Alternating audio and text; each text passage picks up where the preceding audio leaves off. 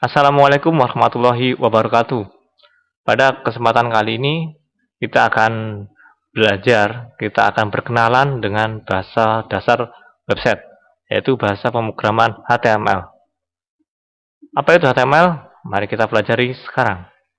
HTML menurut Wikipedia adalah sebuah bahasa markah yang digunakan untuk membuat sebuah halaman web, menampilkan berbagai informasi di dalam sebuah penjelajah web atau yang biasa kita sebut web browser dengan pemformatan hypertext sederhana yang ditulis dalam berkas format ASCII agar dapat menghasilkan tampilan wujud yang terintegrasi.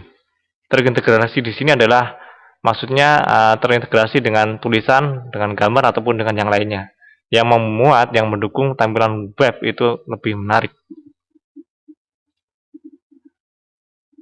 HTML itu dikembangkan oleh IBM mulai tahun 80-an dan berkembang sampai sekarang dengan versi HTML yang kelima. HTML sendiri memiliki banyak sekali manfaat yang dapat kita gunakan, yaitu yang pertama, kita dapat menampilkan informasi baik itu berupa gambar maupun tulisan.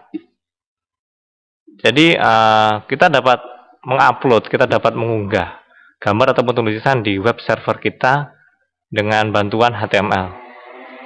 Terus membuat pranala, mengintegrasikan berkas suara dan rekaman gambar hidup. Di sini saya bisa mengambil contoh website YouTube misalkan dan website SoundCloud.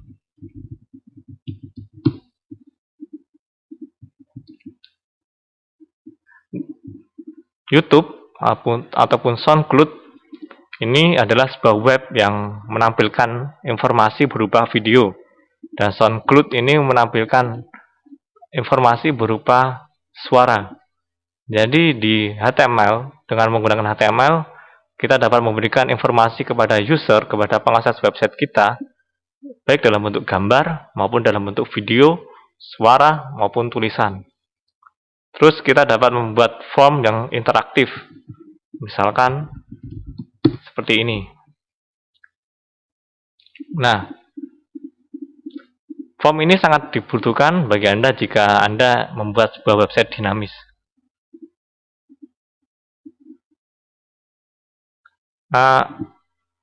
Bahasa HTML itu sesuai dengan pengertiannya, itu menggunakan sebuah markah ataupun tanda. Secara garis besar itu ada 4 markah ataupun 4 tanda elemen dari HTML. Yang pertama adalah struktural, yaitu tanda yang menentukan level ataupun tingkatan dari sebuah tulisan. Contoh tag heading 1, H1. Terus yang kedua adalah presentasional, yaitu tanda yang menentukan tampilan dari sebuah tulisan tidak peduli dengan level dari tulisan tersebut. Misalkan B untuk membuat tulisan menjadi bold ataupun tebal, I untuk italic untuk membuat font, tampilan font menjadi miring, U untuk underline. Yang ketiga adalah hypertext, yaitu tanda yang digunakan untuk menunjukkan ke pranala ke bagian dari dokumen tersebut atau pranala ke dokumen yang lain. Atau bahasa mudahnya kita membuat link dari satu link ke link yang lainnya. Terus yang terakhir adalah elemen widget. Elemen widget ini adalah tambahan elemen yang dapat kita gunakan untuk mempercantik, untuk membuat website ini lebih interaktif. Misalkan membuat list, membuat button, ataupun membuat form. Ada 3 buah macam link yang dapat kita gunakan, yaitu link menuju bagian lain dari halaman, link menuju halaman lain dari satu website. Yang ketiga adalah menuju resource, menuju file-file atau website yang berbeda.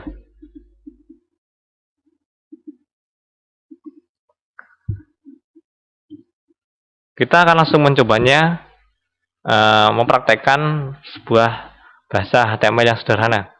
Saya menggunakan bahasa HTML dan menggunakan web server editor Notepad++. Setiap Anda membuat website, pastikan file Anda berekspresikan .html. Karena bahasa HTML itu berekspresikan .html dan .htm. Yang dimaksud markah tadi adalah ini, kode HTML, head, body. Ini adalah tanda mutlak yang harus kita tulis untuk bahasa HTML. Jadi logika sederhananya, HTML ini kalau kita membuat sebuah kode, itu harus kita buat penutupnya. Misalkan HTML ini kita tutup dengan /HTML, head dengan /head, body dengan body. Contoh dari hasil dari kode ini adalah ini.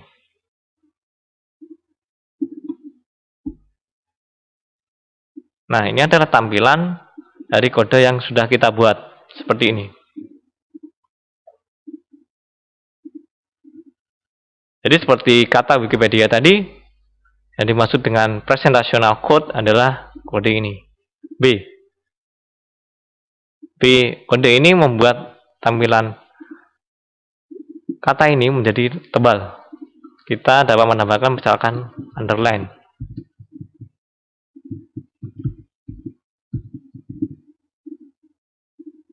Nah, ini adalah efeknya.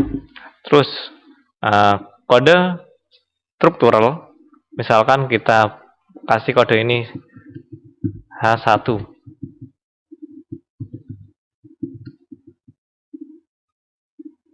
Nah, maka tampilannya akan lebih besar. Kita akan ganti dengan H6.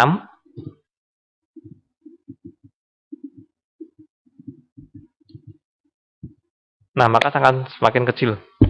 Jadi, untuk struktural, untuk heading ini, semakin kecil nominalnya, maka hasilnya akan semakin besar. Berarti ini berbanding terbalik. Terus misalkan kita membuat link dari page, membuat pranala, link pranala, kita tinggal memasukkan kode href.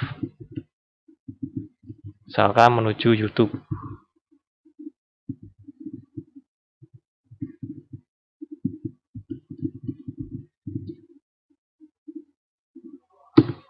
Nah, di sini akan menjadi sebuah link yang akan menuju ke tujuan yang telah kita tentukan. Jadi untuk membuat link hanya tinggal menambahkan kode href ini. Jadi di sini ada dua buah kode utama di bahasa pemrograman HTML, yaitu kode head dan kode body. Kode head ini kode yang berfungsi pada saat kita menggunakan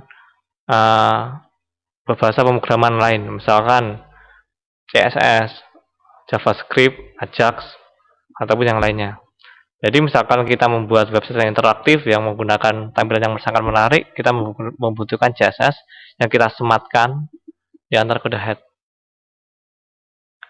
Body ini adalah kode yang dieksekusi oleh web browser. Jadi semua tampilan yang ada di sini itu adalah hasil eksekusi dari kode di dalam body. Title ini adalah kode untuk menampilkan title di web address.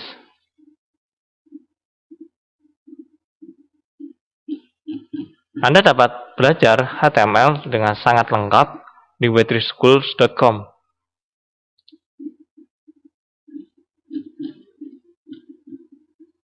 Nah, untuk yang terakhir kali adalah tentang doctype declaration. Doctype declaration ini digunakan agar web browser itu dengan mudah mengetahui ini bahasa HTML versi berapa. Untuk web browser yang sudah maju, yang sudah bagus, itu kita mungkin tidak perlu untuk menuliskan deklarasi doctype seperti ini. Tapi untuk web browser yang agak lama, misalkan Internet Explorer versi 9 ke bawah, kita wajib menuliskan kode ini. Karena apa? Karena tampilannya nanti akan sangat berbeda. Mungkin itu saja perkenalan untuk bahasa pemrograman HTML. Di pertemuan yang kedua, kita akan bersama-sama membahas tentang web editor ataupun server-server yang berhubungan dengan bahasa pemrograman website. Wassalamualaikum warahmatullahi wabarakatuh.